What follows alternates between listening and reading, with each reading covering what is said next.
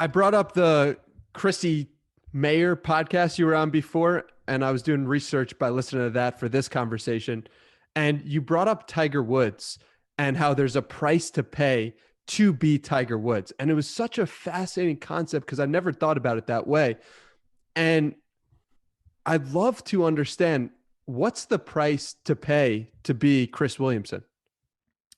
That's a really good question. So, for anyone that doesn't understand the background you've just given there, anybody that's successful, you are looking at their success within a very narrow domain. You are looking at Tiger Woods' ability on the golf field. But what's the price that Tiger Woods needs to pay to be Tiger? He was abused racially with his dad as a kid. His dad and him even had a safe word like you do during rough sex, which they called the E word, enough.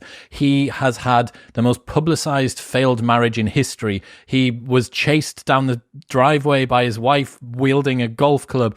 He fell asleep on the side of the road because he was on antipsychotics. He's just rolled his car. He's spent half a decade out of the sport due to injury, all this sort of stuff.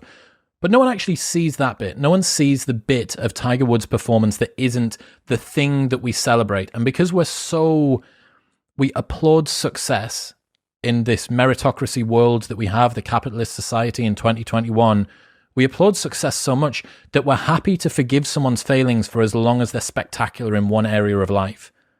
And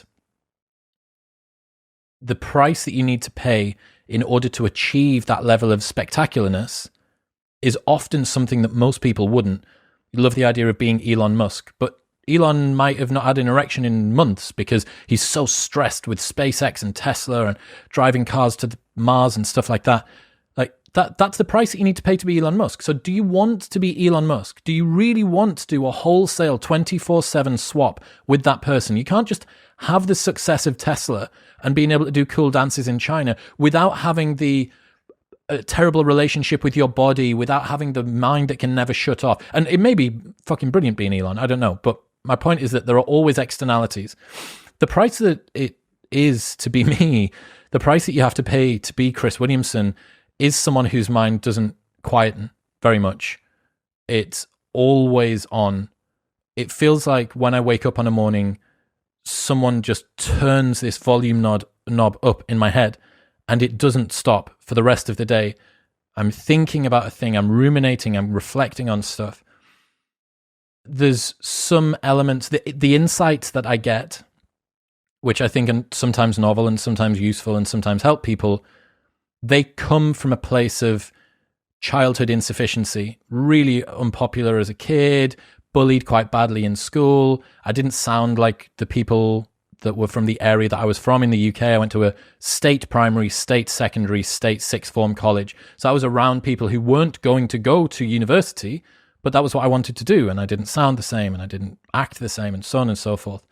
And I think that wrote into my source code a desire to want to be liked by people. A big part of, I think, why I'm driven to do stuff is just out of fear of insufficiency. That maybe when I'm this successful, I'll finally be worthy of love and praise and admiration. And even saying this, even breaking it down in this way makes people feel uncomfortable because most of us don't operate in this metacognizant way. We don't operate by knowing why we do the things we do, or at least having a theory about them. We just are the way that we are. Like we're not all our own therapists, you know? But I very much am my own therapist. And I love the insights that I get. I really do. But there is a price to be paid for that. It's both a blessing and a curse to feel everything so very deeply. And the depth of your consciousness causes you to suffer. As you become more aware and more nuanced around what it is that you're doing, why the motivations are there, would ignorance be bliss? Would it be better for me to not know why I have the compulsions that I do to do the things that I do? Might be. Would everybody? Like, sometimes it's quite ugly to know what, because a lot of the time the motivations you have actually come from a place that's not very admirable, or maybe it's not very gracious or graceful to actually think about the fact that me doing things for other people, perhaps, is because I desperately want them to like me, not because I'm just a nice person. Or the reason that you're so into the gym is because deep down you actually don't find yourself attractive, or whatever it might be. There are a million different reasons about why you do things, about the fact that you're so loyal to your boyfriend because fundamentally you don't think that anyone wants you, not that you're actually a loyal girlfriend to him. Like, these things are uncomfortable truths to come up against, but I adore finding them out. I think that if you were to go through life without working out why you're here, like fundamentally, psychologically, what it is that causes you to do the things you do, the curiosity for me is stronger than the fear of finding out. So the curiosity tends to win.